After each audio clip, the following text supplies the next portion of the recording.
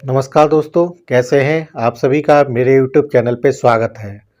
ठीक है दोस्तों, खबरें तो हम रोज़ पढ़ते हैं न्यूज़पेपर में, रोज़ नई-नई खबरें आती हैं, नई-नई सूचनाएँ आती हैं।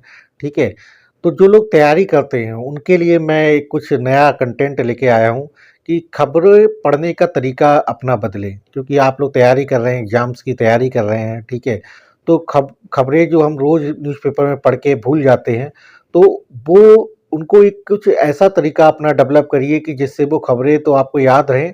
ठीक है, साथ में उनकी जो है पुराना रिवीजन भी होता रहे। जैसे आज के पेपर में आप लोगों ने खबर पढ़ी होगी, देश के नए मुख्य न्यायाधीश की नियुक्ति हुई है। ठीक है, तो उसी से संबंधित मैं खबर पढ़ने का आपको तरीका कुछ आपको सिखाना चाह रहा हूँ, उसको बताना चाह रहा हूँ। जानते तो हम सब लोग हैं, लेकिन भूल जाते हैं कि कैसे क्या किया जाता है। तो अपनी ये कोशिश खास तौर से उन लोगों के लिए जो लोग तैयारी कर रहे हैं या जिनके बच्चे तैयारी कर रहे हैं, उनको इस तरह का खबर पढ़ने का तरीका सिखाना चाहिए, सीखना चाहिए। ठीक है, तो जैसे आज के पेपर में आपने देखा होगा, खबर पढ़ी होगी, सभी लोगों ने पढ़ी होगी कि जस्टिस खन्ना देश के मुख्य न्यायाधीश बने। ठीक है, सिंपल सी बात है। पिछले 2-3 दिन, 4 दिन से हम लोग टीवी, मीडिया, अखबारों में रोज ये सुन रहे हैं कि हमारे मुख्य न्यायाधीश थे मिस्टर डी वाई चंद्रचूड़ जी। वो उनका जो रिटायरमेंट हो गया है 12 तारीख को। ठीक है, तो अब नए मुख्य न्यायाधीश कौन बनेंगे, इस तरह की तमाम खबरें आप पिछले 4-5 दिन, हफ्ते भर से पढ़ रहे होंगे। ठीक है, तो आपने सुर्खियों में होगा, लेकिन अब उसी खबर से कैसे क्वेश्चंस उठे एग्जाम्स में, उसके लिए हम बात करेंगे। जैसे है खबर है, केवल सिंपल सी, जस्टिस खन्ना देश के मुख्य न्यायाधीश बने। आपको पढ़ने का तरीका ये होना चाहिए, वर्तमान देश में देश के मुख्य न्यायाधीश का नाम क्या है, इस तरह का क्वेश्चन पूछा जा सकता है। ठीक है, तो यह उनका पूरा नाम क्या है, नाम क्या है, तो मिस्टर संजीव खन्ना जी हमारे वर्तमान मुख्य न्यायाधीश का नाम है।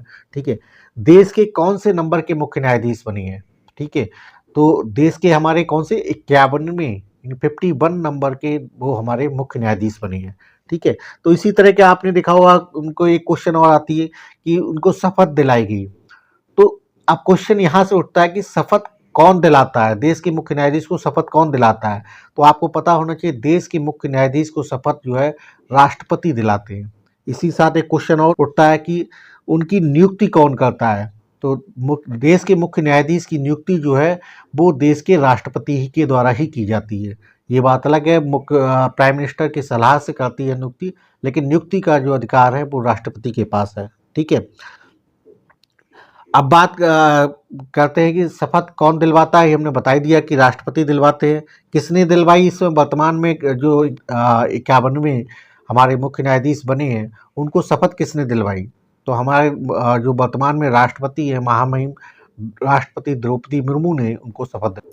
ये क्वेश्चन ये भी आ सकता है कि वर्तमान में देश के जो 51वें मुख्य न्यायाधीश है, उनको शपथ किस दिन दिलाई गई। ठीक है, तो डेट आप याद रखिएगा, 12 नवंबर 2024 को उनको शपथ दिलाई गई थी।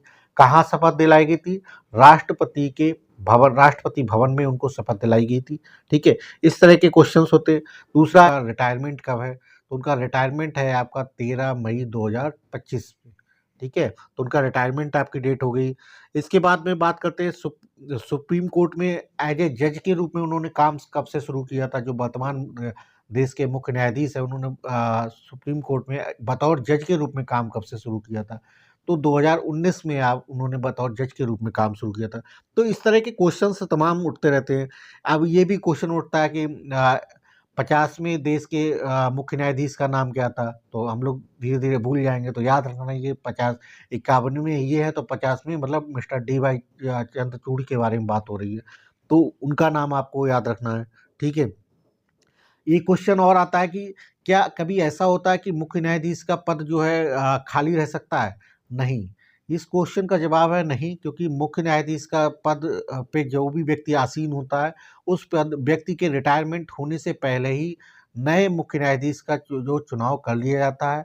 ठीक है, और उनके रिटायरमेंट होने के वाले दिन ही उनको शपथ दिला दी जाती है। ठीक है, तो इस तरह के कुछ क्वेश्चंस हैं जो आपको याद रखना चाहिए। खबर एक छोटी सी खबर है, उसमें तमाम तरह के क्वेश्चन बन सकते हैं। ठीक है, अब बात आती है किस अनुच्छेद के तहत उनकी नियुक्ति होती है। तो भारत के मुख्य न्यायाधीश की नियुक्ति भारत के संविधान के अनुच्छेद 124 के खंड 2 के तहत नियुक्त की जाती है।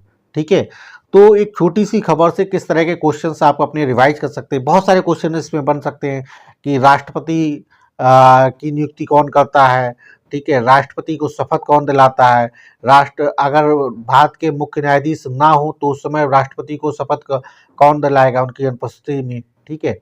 ठीक, तो इस तरह के तमाम क्वेश्चन हैं जिनको हम किसी आगे आगे के वीडियो में कवर करेंगे। आज के लिए बस इतना ही।